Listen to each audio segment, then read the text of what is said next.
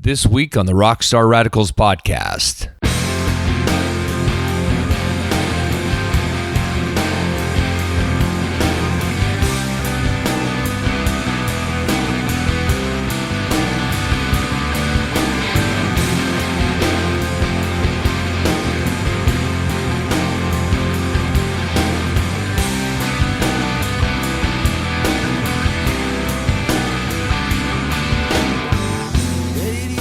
For some reason, these days, it's really rare for me to interview someone I know personally. Isaac Stegman is my friend. He's a trusted advisor and a perfect example of a foxhole buddy. Isaac has been there and done that, and he's been there for me when very few wouldn't or couldn't. He's a professional business and leadership coach and manages a company, Kaizen Coaching, in the foothills of Utah. He's also a partner in the ever-growing powerhouse consulting firm, No Guts, No Glory. We had a chance to connect for a brief chat today, and I spent much of the time bringing up the life lessons that Isaac taught me and can teach you. He's a formidable man, and one I cannot do without, because he is power. Please enjoy this special, intimate 45-minute conversation with my buddy, the Master, Isaac Stegman, on the Rockstar Radicals podcast. Hey, it's my boy Isaac Stegman here, my super foxhole buddy. And we'll get to that in a bit. But, you know, we were talking before we started rolling here a second ago, and it occurred to me that we have nothing to hide. We're like best buds who aren't best buds. And what I mean by that is we're really close, but we just never see each other. He's on the other side of the planet half the time.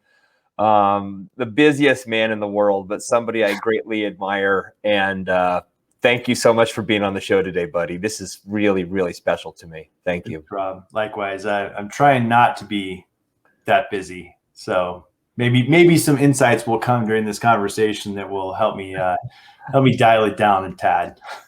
I don't know if that's possible with you. We've known each other 4 years. Mm-hmm. And every second I've met you. In fact, I want to tell a little story. The first time I met Isaac, I was walking through a real estate office in Bellevue, Washington, and here's this intense man of purpose. And a friend of mine was introducing me around the staff, and I was just overwhelmed by you, man. There was something about you. There's this huge physical, intangible presence that comes off of you. And I think I'm not ever going to try to equate myself to you, but what I saw and felt was attractive, right? I mean, like your energy is very powerful and it precedes you. And one of the things you taught me really early in our friendship was that very thing, that when one walks into a room, their energy precedes them. And I could feel you coming, man. It was really powerful. And I have to tell you that I was actually a little, not scared, but I was afraid to approach you because maybe you would just be too much, right? Like I would have nothing to offer. And that's not true at all. For all of you watching this who are going, I don't see it. Yeah. I'm just kidding. It's part of that is understanding that we all have something to offer, and it's not necessarily our experience. It's not necessarily our financial status. It's not necessarily any of that. In most cases, it's just allowing someone the space to be human and be present. Yeah. And when you can show up that way for people, it is powerful. Yeah. It's powerful. Yeah. No, it's true, man. I mean, you everything about you precedes you, right? Your image, your personality, you just have a way. And I know I feel like I'm kind of propping you up a bit on a pedestal right now. And it's not to look up your dress, but I'm not wearing one today. That's a Steve Martin thing, by the way. I stole that from Steve Martin.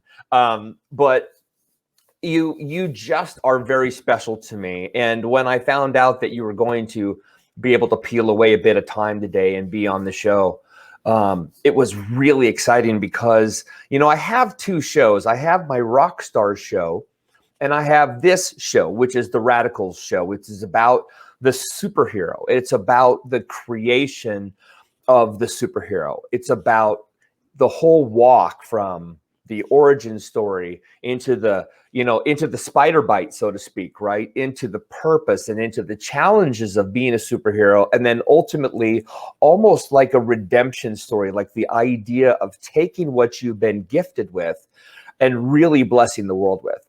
And for me, talking to you, what I find really fascinating is you've done a lot of things, and yet they are all in line with the integrity of Isaac Stegman, if that makes sense. Like, you've never stepped outside of who you are. I can tell that from even only knowing you 4 years. I know that when you were a firefighter and when you were in the service and all these different things you've done, and now as a coach, that there is a person and a persona, but you've never veered off into this sort of fake version of yourself or a celebrity. You've just remained true to who Isaac Stegman is. And I was hoping if there's any one thing listeners get out of the show today, it's a combination of you understanding where you've come from and you understanding your process and how you share that with others. Does that make sense? Yeah. And again, for the listeners, just thank you, Rob. It's a constant struggle. There have been times where I've definitely towed the line of going outside the boundaries of who I felt like I was. And I think what you're alluding to is the fact that I have an allergic reaction to that. Yeah. Feeling. Yeah. Being on that line of, man, I really don't feel like I'm me. And I've had financial opportunities that didn't feel right. I've had promotion type opportunities that didn't feel right. I've had things that I've done, like joining the military when I was kind of at this, peak state, on a trajectory of a really fast rise in a company that I was with at that time, and just decided to ditch that and go jump on airplanes for a few years. Which a big pay cut and a lot more risk to my body, So there's a piece though that comes with being centered again, and like always coming back and finding that core of yourself. Yeah. It's a journey that doesn't end. I'm going on a retreat to North Carolina this weekend to pursue, that at an even deeper level of understanding who I really am at the core, one layer deeper, and so that I can engage with that version of myself in a more powerful way. Yeah, that's pretty awesome. You know what you've taught me, when I'm a hyper guy, right? And really, I swear, you've taught me how, at least for my very best self, how to listen. And that is something that has always sort of kind of eluded me, I guess. I wouldn't say it's the case with all things, but I think the artist mentality is one of, well, what's in it for me, right? What am I going to get out of this conversation? What am I going to get out of this relationship? But most artists aren't taking the time to hear what they're not in the conversation, right?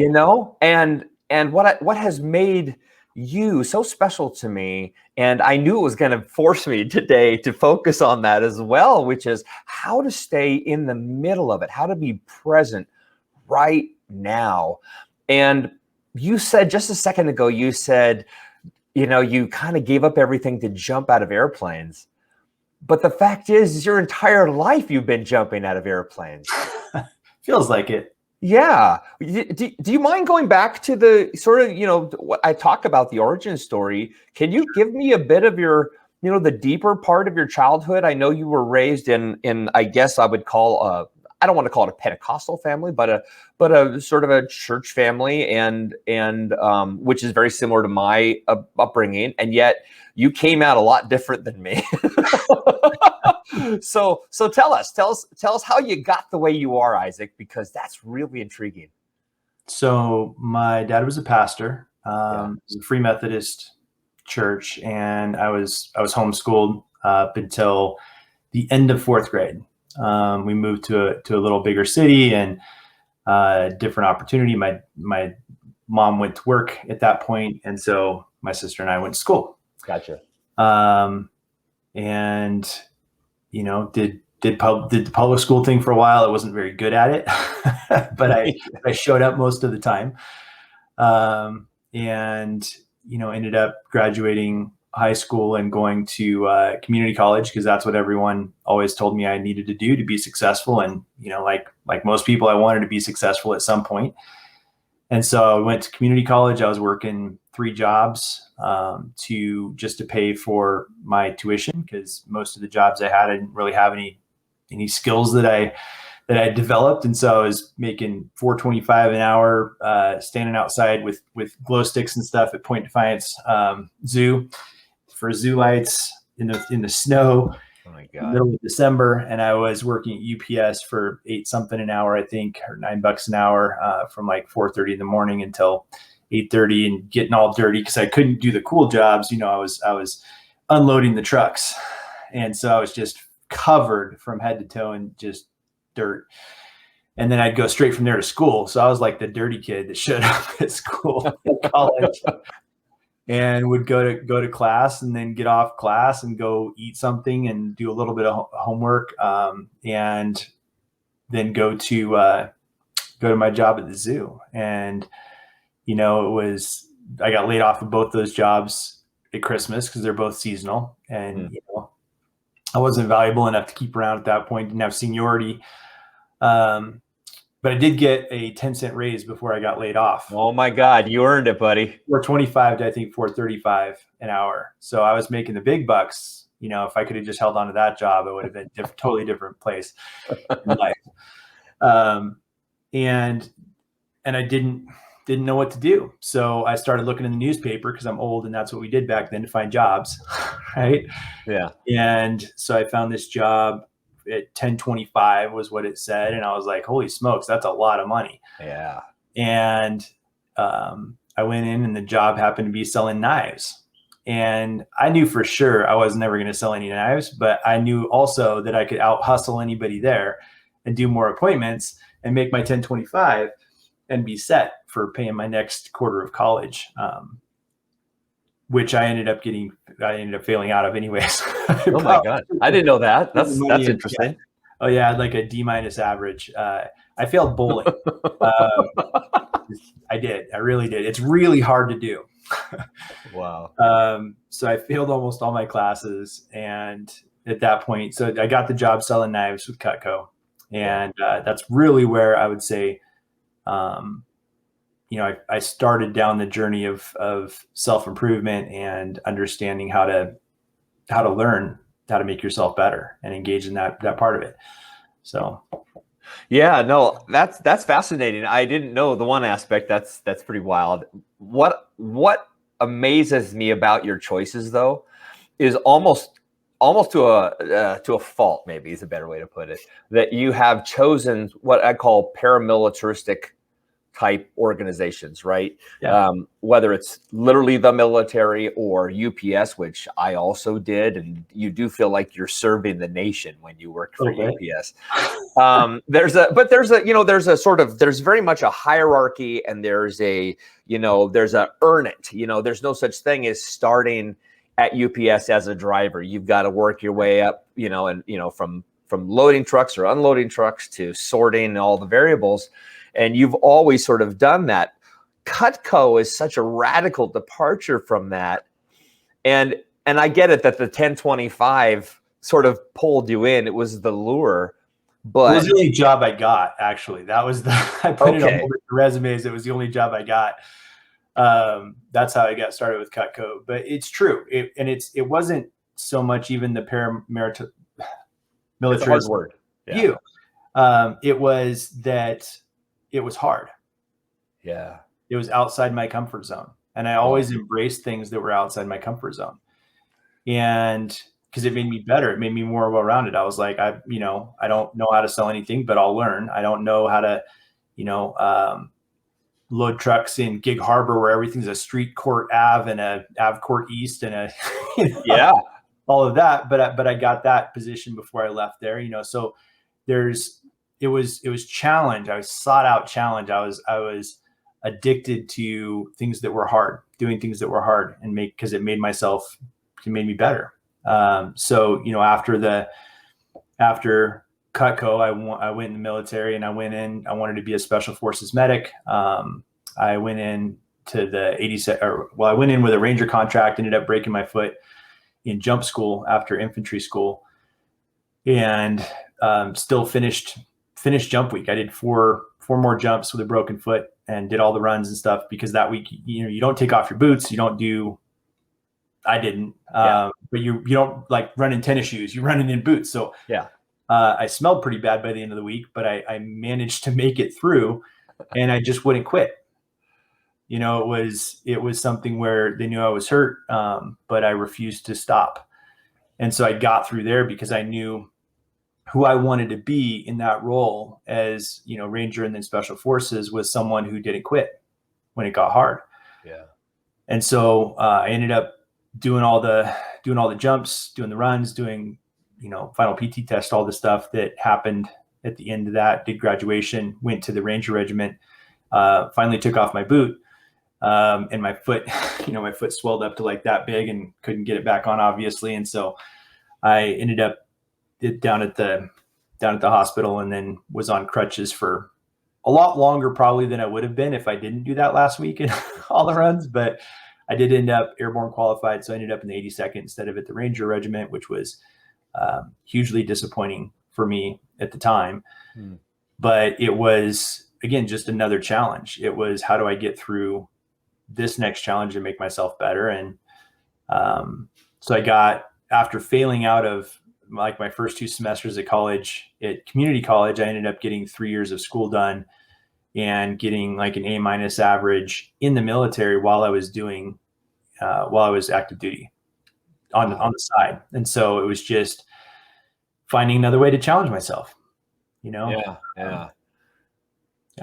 Man, you know, the name of your company, so you have a couple of companies, but one of them, No Guts, No Glory, kind of speaks volumes. I mean, it literally, both companies define you. You know, you're obviously the CEO, the owner, the most important person, if you will, in Kaizen, which is your organization. And of course, No Guts, No Glory is something I would hope you would speak more about. But yeah, what I find completely consistent across the board with you is you're all about 2 things: the constant need to improve and the constant desire to be moving forward, the forward momentum idea, right? Mm-hmm. That there's something intangible driving you. What do you think started it for you? What do you think sort of lit a fire underneath you to be this guy? I was born, and then I was that guy. See? And in G&G Enterprises, No Guts, No Glory Enterprises, I was attracted to that because it's an amazing title. It's an amazing company that ascribes to those values. I'm not the CEO of that company. Oh, you're not? Okay. Partner Amber Vilhauer is the head person in charge of that company and CEO, and an amazing individual. But it's, as long as I can remember, I always wanted to do the hard things. I always wanted to improve myself, make myself better, and do the things I couldn't do enough time so that I could do them, you know?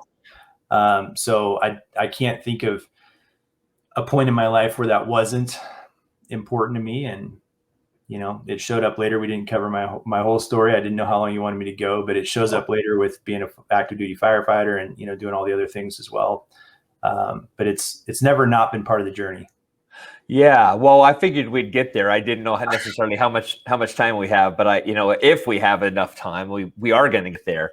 The thing that fascinates me about you, and you've said it a couple of times, is really, I mean, everybody uses the word purpose, but I don't think people really know what it means. You know, like it's almost like they have faked themselves. People have faked themselves into believing that their purpose is, you know, a specific thing that maybe leads them to economic splendor, or marrying the right person, or legacy. But I know you see purpose as a combination of all of those things, plus all the intangibles, plus all the variables that have yet to be discovered. I know this is true about you. Purpose, it's a tricky word because it means whatever we ascribe to it. Right. We as an individual, I believe that we get to define what purpose and success mean to us as individuals. And where we get tripped up is when we borrow other people's definition of success or society's definition of success or purpose and say, well, this is what I need to want in order to be, in order to be right, in order to be, accepted or popular or all of the other things that we think we need. And so we sacrifice happiness and peace and fulfillment and joy and all of those intangible internal things for all of the external things that billions of dollars every year are spent to market to us as you should want this. Yeah. It's all about how much money you have in the bank account. What did you make last year? What's your title? How good looking is your significant other of the month or the week or the day? For sure. Like, what kind of shoes do you wear? How many people know you have those shoes on social media when you do a post of those shoes? Like that's what we're conditioned to believe success looks like. And so I call it chasing the horizon. You can't get there. It's no matter how hard you run, no matter how fast you are, you don't get there because it's a moving target. It's a false horizon. If you've ever done mountain climbing or if you ever, know that concept, it's a false peak. Yeah. You climb, you're like, I'm almost there. And you get there and you're like, oh, snap. That was the first one. There's a much bigger one up ahead. And you get to the top of that one. You're like, oh boy, I see 3 more, So it's chasing that thing that's not real. Yeah. We think when I get there, how many times have you talked to someone who said, oh, when I get here, once I do this, once I have this, then I can be happy. Yep. And how many times out of a million does it actually happen that they're like, I now am in like this nirvana bliss moment where I have that much in the bank account. And now I can just, zen out for the rest of my life because I found my calling is to have $100,000 in the bank or make this much money or, I have a Rolex watch. So now I can be happy. Yeah. It doesn't work that way. Yeah, the be do have concept is a big deal. Totally. That's for sure. And I am so guilty of just not that long ago having the have to be. I just thought, man, if I can just get to X, then this will fulfill me. But yeah, you're correct. The horizon, the target is always moving, and finding satisfaction in the moment, finding joy in the moment, being present. One of the books you had recommended to me a couple of years back, Essentialism. Yeah. Just digging down deep to the very basic things and finding joy and simplicity is really the key. All of that said, though, a guy like you is never really going to stop, of course, because you understand that chasing the horizon is a waste of your time. And yet, your prospects and your clients and the people in the world, they hear you, but they hear you in bits and pieces. They're not necessarily subscribing to the Isaac Stegman way of life, right? They want to get it, but they want it through their own terms. And the truth is most people really don't want to listen. Not really. Well, they want to listen to someone who's going to tell them what they want to hear. Okay, that's fair. They want validation. Yeah. But it's not even about it's not about not moving forward. We're all the universal common denominators. We all want to be better. We're just driven to be better. We're driven to progress, and that's a great thing. It's how we interact with that journey that matters. We can be headed to the same destination. I can be completely unfulfilled and unhappy and miserable on the way and say, once I get there, then I'll be happy. Or I can be present now on the journey there. Yeah. And it's a totally different experience. Most people are never present, like never present in the moment. They're either in the future or in their past, which neither one exist. Yeah. The future is not real. Yeah. Hasn't happened yet. The past is not real. What we call the past is just what we're remembering with our highly fallible, underdeveloped and fallible system through our own filter, which distorts truth anyways. So we're looking back and making truth out of our stories. You know, we're finding things from the past to validate how we feel about the now and the future. And so that's not real. It's already happened, but it happened in such a way that it's not what we're remembering. So it's some sense of what was real. And then there's the future, which we think we know what's going to happen, sort of, but we really have no clue. Yeah. Right. Yeah. And what we're missing is we focus so much on that. And this is fear and anxiety about the future. And this is regret and disappointment and all of those emotions in the past.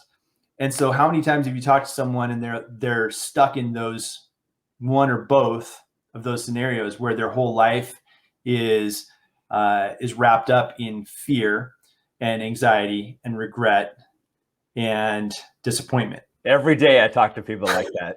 Every day, almost all people are like that. And it's not real. It's not in the now. And so if people would step outside of that and say, the moment that's happening right now is what exists. This is reality, and reality is changing moment by moment as we create it. Then we can create kind of whatever we want in that moment by just realizing that this is not real, this is not real, this is real. And without that baggage and without those expectations, I can now choose how I am in this moment right now. Yeah. That's good enough, man. I almost don't need to ask you any other questions because that's good, because that's all I got. No, but that's so on the money. You know, I've met so many business leaders over the years that, you know, subscribe to one teaching, and some of them are, you know, of course, very successful because they've adapted or adopted a certain style or approach. You know, and it's worked for them, and honestly, just primarily paid dividends, right? The monetary aspect of it. But they're not willing to admit that they themselves kind of stumbled in on accident, right? That they behaved a certain way, and because society at that time expected that behavior, it paid for that behavior, and they were able to thrive. And what you're saying, not just suggesting, but saying, which is the truth, which is nothing stops. Everything is malleable. Everybody's different because the interactions constantly change the atoms in the air. I mean, everything is constantly moving. So the only choice you have is to accept what happens right here, right now. And if you actually give a shit about the person sitting in front of you, you talk to them and you love on them and you be inspired by them and you receive from them and you get into what we've talked about before, which are almost these sort of marital relationships between men and men, men and women, women and women, whomever. But the idea that we are in it for each other because all we have is each other, right? Yeah, and you and I have had a lot of those conversations where it really is like heart to heart, person to person being in it. Yeah. Probably the best person I've ever seen at that is Amber, my business partner, Amber at NG&G. In fact, she's got a whole kind of platform and a book that's coming out on elevating every experience, and it's called Elevate Every Experience. But it's about elevating the experiences of the people that you're engaging with on a daily basis, by seeing them and having them actually feel seen and understood and accepted and loved and cared about, you know. And how often do we just sit across from someone and we're waiting to be heard without hearing them. And we're wanting to be accepted, we're wanting to be understood, we're fighting for our position, and our, you know, thoughts without just saying, I see you, you're amazing, and I understand, and accepting them as they are. And that's such a gift, like when people can do that. Yeah, I have a little story I have to share with you. I don't know if I've ever told you this, but I have a good friend who shall definitely remain nameless with this story, but very, very, very successful and married very successfully too, right? So on all the fronts, the American dream, they have all the things, right? They're one of those couples, super couples, lots of money, lots of influence, big name companies, the whole shebang. But every time I've ever had lunch with this guy, I knew I was only going to get a free lunch out of it because there was not going to be any development of our relationship because the man could not be in a conversation. He was either the focal point of the conversation or he was waiting to leave. He just could not actually be intimate in any way. And it was always kind of a bummer. I remember him taking me one time to a pizza restaurant and ordering the pizza, and the whole time as he would ask me a question, which is nice, but then he would sort of smack his lips while I was talking because secretly he was waiting for me to finish so he could tell me all the cool things he couldn't wait to tell me. And I get that he had a ton of experience. And again, I was seeking his input because I saw him as this elegant, eloquent, extremely wealthy human that I wanted to emulate. But the reality is yeah, he was never in our conversations. And that's why I cherish you, because even when, a guy like me comes in, I'm talking about myself, jumps into the conversation and is eccentric, you're willing to wait for that. And that really speaks a lot about you, Isaac. I think that's why you're such an exceptional coach, because you understand that a human being can have a written strategy, or a human being can have a fly by the seat, seat of the pants mentality, and both are okay, but you're going to need both. And you're still going to have to be willing to make changes when changes happen, which is when the guy bumps you across the street and now you're forced to walk on the other side of the road. Everything changes. I like eccentricity. It's, I would describe my friend group as kind of like the land of misfit toys. It's people that don't fit really anywhere else. Nice. Which is great. It's great because we appreciate each other for our differences and not because we're all the same. Yeah. No, that's good. What was that? I said, how boring is that to just hang out with the same people who believe all the same things and all do the same things at the same times all the time? It's like I don't know, Stepford, like whatever the movies are where everything is just patterned and, oh, wait, I was supposed to say this at that time. And whoa, now what happened? So I think that the unexpected is what keeps life interesting. Yeah. So here's a good question. So for a guy that sort of moves along with the river and allows the atoms to bump into him here and there, of all the things you have done, what haven't you done yet? What are you hoping you can sort of create? What's a next step for Isaac? Good question. So what I'm currently working on putting together is a whole platform around redefining success. And you and I have talked about the concept. I really believe that, like I mentioned earlier, success is a very personal thing. And when we seek external versions of success, we end up unhappy. We end up lost. We end up unfulfilled. We end up lonely. We end up all of these things, even if we're surrounded by people.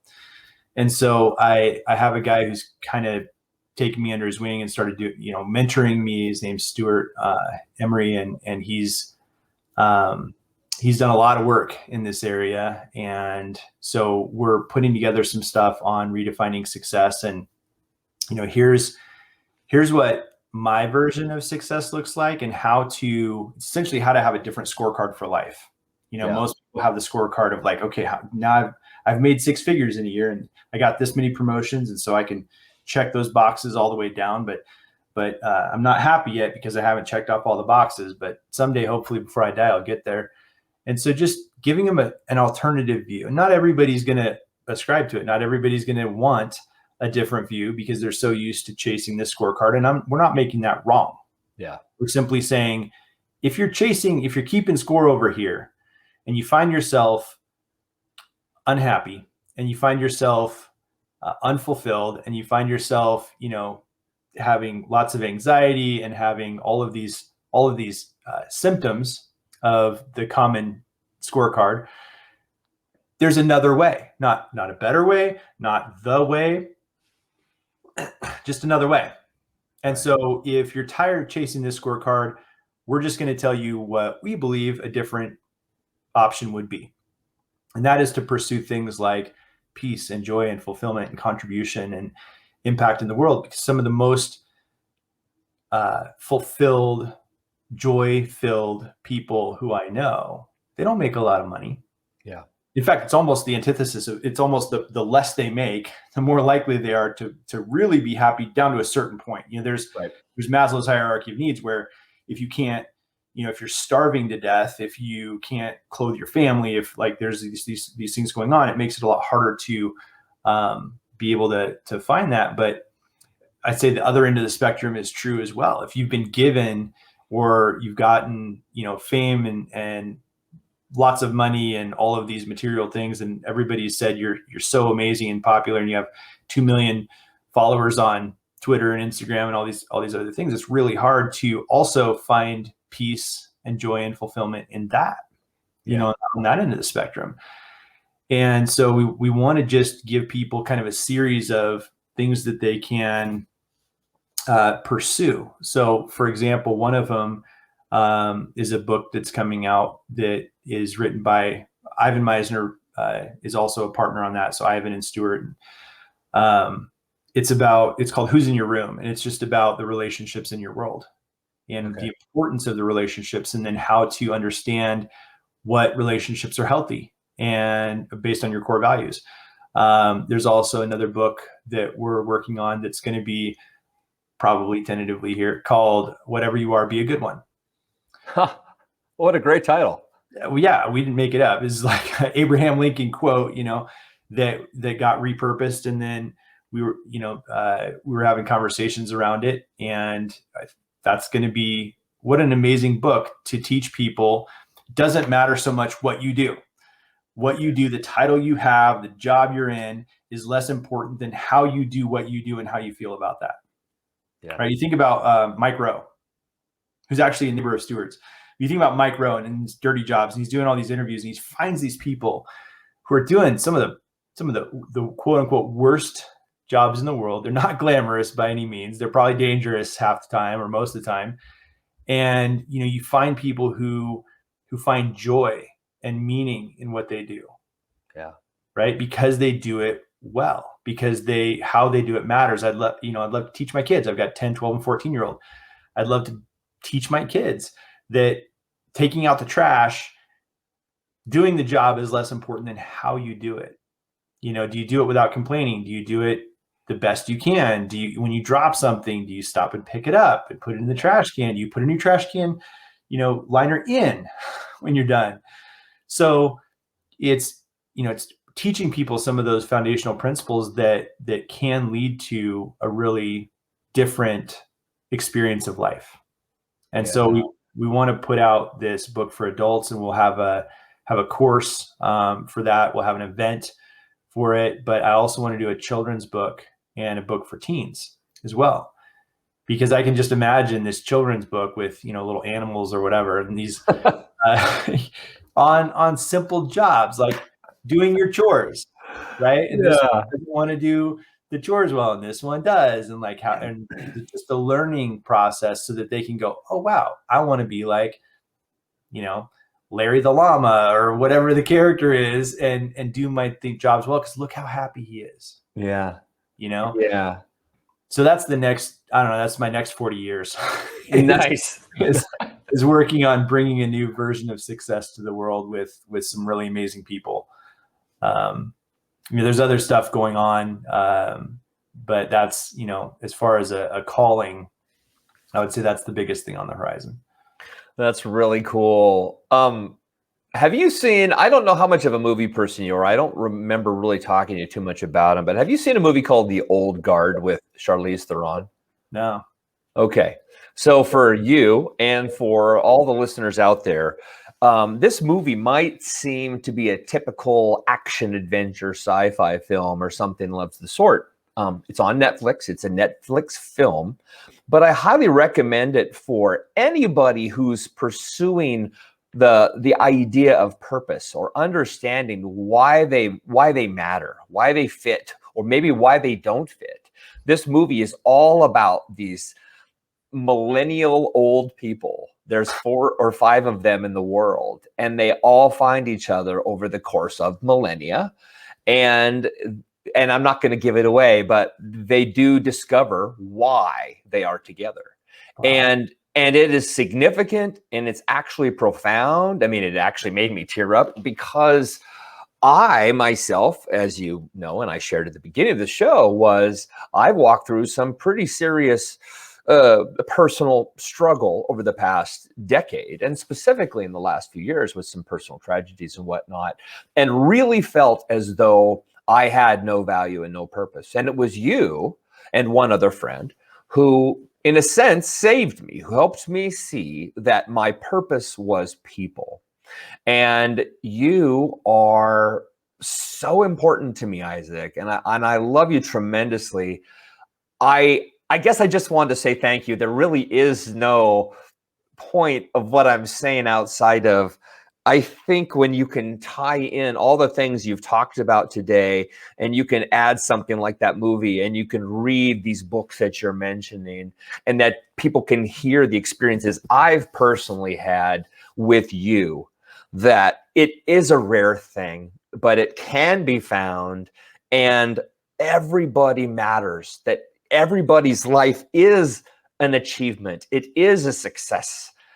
It may not be how you thought it was supposed to be, or that you deserved, or that you think God made you to be a certain person, and how dare he give me all this talent, and why am I not rich? And because I'm telling you, I felt like that for years and years and years and years and years.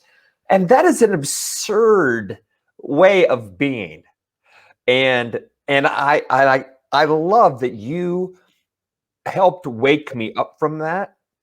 You helped me get on task. You helped me get here to this moment, actually, to interviewing you, to interviewing people I admire and trust, or that I want to know more about.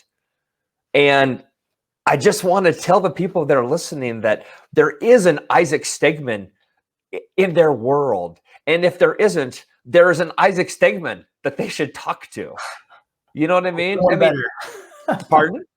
I said, or someone better. Well, I know, but I know this probably even makes you uncomfortable, but I really, really, you know me, man, there is no smoke. It's just, I am hyped and happy about the things I say. I believe in the things I say, because I'll tell you, I think you suck if you suck. You know what I mean? And I don't think there's anything that I would change about you. I like that you're imperfect. I like that you pursue perfection, regardless of the fact that you know that there's no way to get there, because you believe in doing more and never stopping and pushing that energy forward, because it becomes an energy snowball. Well, and that's so important. That's one of the keys. And in fact, been drinking out of this. So our logo, when you look at, this is Kaizen, right? Yes. But when you look at the broken INSO circle around that, Kaizen is always getting better, always improving daily, aspiring to be this much better than you were the day before. But then you have the circle that goes around it. It's the broken INSO circle. And it's a Buddhist symbol that basically just means imperfect, not yet complete. It's not yet complete. And so if we just take that philosophy and we say, I'm not perfect. I'm not complete. I'm broken. I have jagged edges, and I have, all of these things and flaws and imperfections, and I'm still moving forward. I'm still choosing every day to purposefully walk forward. And that's when we talked about purpose earlier. One thing that actually someone that we brought to a mastermind that I was running in Hawaii a few years ago, Andrea Riggs. She was helping manage the energy there, and she was teaching yoga, and she was doing all these things. And I asked her if she would speak for a few minutes, and she said yes. And so she was gracious enough to get up there kind of unprepared and just speak from the heart. And what she said was so profound. she got up and she said, listen, everyone's chasing purpose, but everyone's chasing it as like this thing on your wall, this eloquent saying, this, aspirational thing. How you find purpose is you just move towards that which moves you. Yes. And she just stopped for a minute, and my heart stopped for a minute. And I was like, oh my gosh, that's our compass. Mm-hmm. We all have it built into us. We're all looking outside of us for direction on where to go. Mm-hmm. But we all have it right here. We're just not looking, Yeah, right there. Right in the center of your body. And that will inform us. Like, when you do something that feels good, when you do something, you're like, yeah, I feel good about this. I feel really good. And that's being purposeful, right? It's about what you do it with purpose. Be purposeful in your actions. Be purposeful in your intentions. It's not a destination. I've reached purpose. I've gotten to this place of purpose. It's how you live. It's how you are spending this moment, and being present.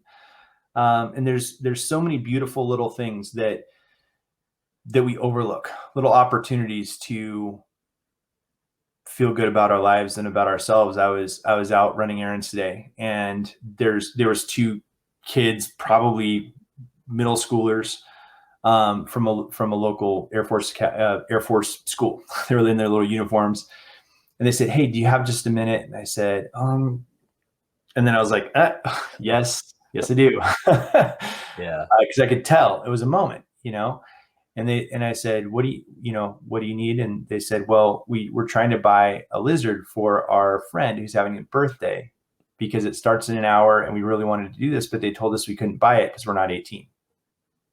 Wow. I was like, what? Then they had like these crumpled dollar bills, in their hands.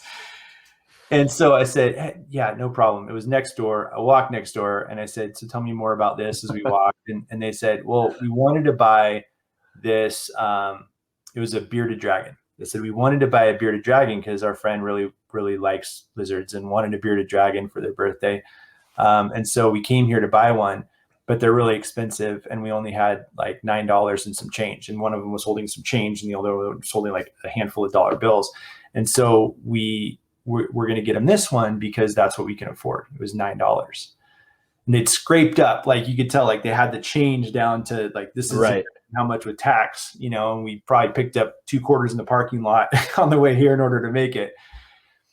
And it was a beautiful moment, because I was like, these are kids not trying to impress someone else, not trying to like bring the best present or be flashy, because you could tell about how they were speaking about their friend. They were like, we just want to do something for this person that's meaningful. Yeah.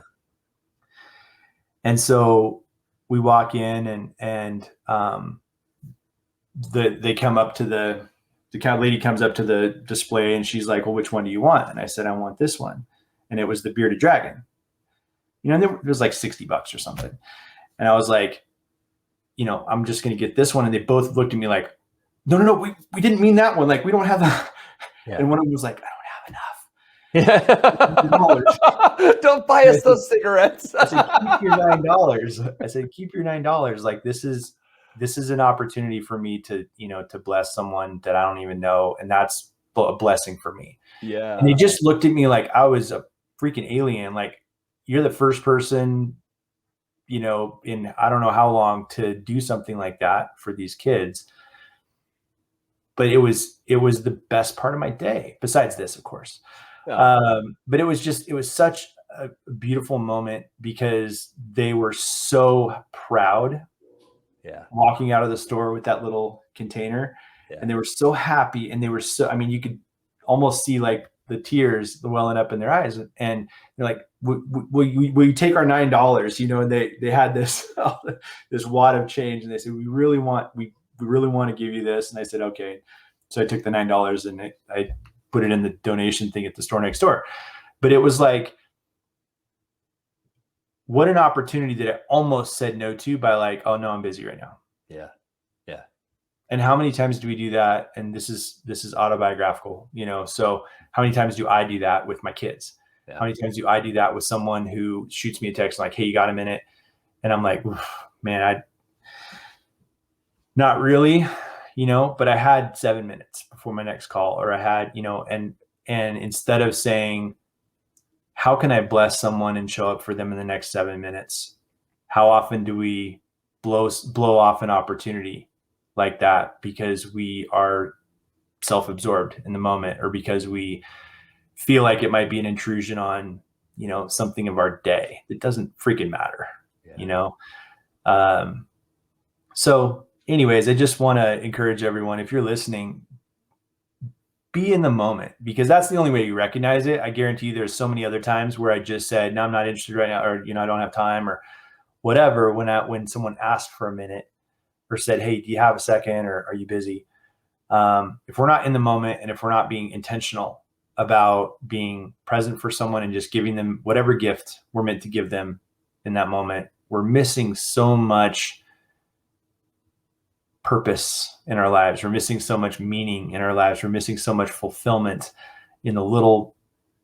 It took me like less than 10 minutes to go do that.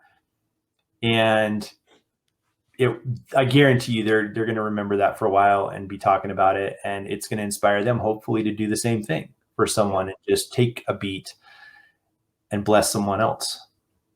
Yeah, man, that's you hit the 3-pointer there, buddy. That's some legit stuff, and a great way to end this. I am, wow. Thank you for sharing that story, and thank you for doing that for those young boys, because that is a pay it forward moment they won't forget. That's absolutely for sure. Before we close, would you tell everybody how they can get in touch with you, how they can work with you, really what your offer is? Because I can blow a lot of smoke and everybody can hear my exaggerations and not necessarily believe it's a real thing. But I love you, and I believe in you, and I love what you offer people. And I would love for people to reach out to you and know that I've done some good today getting them to you, if that makes sense. Thank you. So if people want to know more about coaching, or, what we're doing there, Kaizen Coaching, Kaizen coaching.com, actually forwards now to a page on the NG Enterprises website. So the other place to go if you want a more comprehensive look at the company. And there's a new website coming, which is awesome. Just got a sneak peek at it last weekend. But NG, like no guts, no glory, enterprises.com. You'll get to see some of the other stuff that we do. You'll get introduced to Amber. You'll get to see the websites and book launches and all the other amazing things that we're doing. That's awesome. Are you going to be speaking anywhere soon? I know I am. I can't remember. That's okay. Well, pay attention to Rob, watch his shows, go to his websites, and as soon as we have an update and some dates, I'll let you know. I'm doing a mastermind in June in Colorado, in Vail. I'm doing the October mastermind in Maui, as long as I don't have to get a medical passport or anything to go there. Yeah. Whole nother show, people. So yeah. Let's just steer away. Yeah. But there's, if you go to if you just email me, Isaac at NG Enterprises, so ISAAC, a lot of people do ISSAC, and that's going to go nowhere. Yeah. So ISAAC at NGEnterprises.com, and you can just email me directly. I'll get back with you within the month, probably, because I don't check my email very often, as Rob knows. It's a little inside joke there. Anything, email, phone. No, he's for real. He just find me on social media. He's just very busy. I'm one of like 2 Isaac Stegmans probably on the planet. So if you go to Facebook or Instagram or anywhere else and you look up Isaac Stegman, there's like me and some other person probably. I'm Nice. the one that looks like this guy. So. Oh, okay. Yeah. You mean handsome? Oh, well, thank you. Well, that was weird. That's a weird way to end this. All right. Hey, everybody. Isaac Stegman, NG Kaizen, my friend. I appreciate you, buddy. Thank you so much for rocking this today, offering some insight, and really, I'm so honored that you were here today. So thanks, buddy. We'll talk soon, okay? Appreciate you, Rob. Thanks. All right. Bye. See you, buddy. Rock and roll. Well, something on my mind. Something on my mind.